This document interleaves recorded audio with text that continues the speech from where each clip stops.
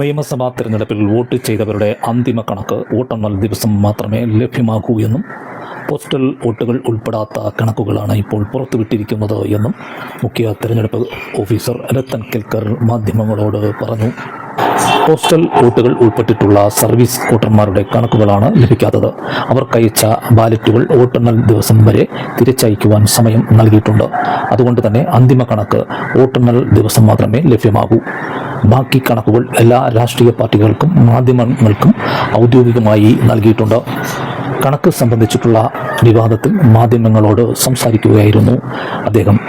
78.27% polling ആണ് കേരളത്തിൽ നടന്നത്. കമ്മീഷന്റെ പോർട്ടലിൽ മണ്ഡലങ്ങൾ തിരിച്ചുള്ള ഹോം വോട്ടും തപാൽ വോട്ടും ചേർത്തിട്ടില്ല. നിലവിലെ കണക്ക് വോട്ടെടുപ്പ് ദിവസം പ്രിസൈഡിംഗ് ഓഫീസർമാർ PR ആപ്പിലേക്ക് നൽകിയിരുന്നു. ചില ജില്ലകളിൽ ഇൻഫർമേഷൻ വകുപ്പ് പോളിംഗ് കണക്ക് പ്രസിദ്ധപ്പെടുത്തി.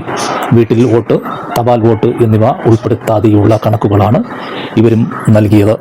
വോട്ടിന്റെ കണക്കുകൾ പുറത്തുവിടാൻ വൈകിട്ടില്ല എന്നും പോസ്റ്റൽ വോട്ടിന്റെ കണക്ക് സമാഹരിക്കുവാൻ 3 ദിവസം മാത്രമാണ് എടുത്തത് എന്നും സർവീസിന്റെ വോട്ടിന്റെ എണ്ണം ഉൾപ്പെടെ വോട്ടെണ്ണൽ കഴിയുമ്പോൾ അന്തിമ കണക്ക് നൽകുമെന്നും മുഖ്യ തെരഞ്ഞെടുപ്പ് ഓഫീസർ പറഞ്ഞു.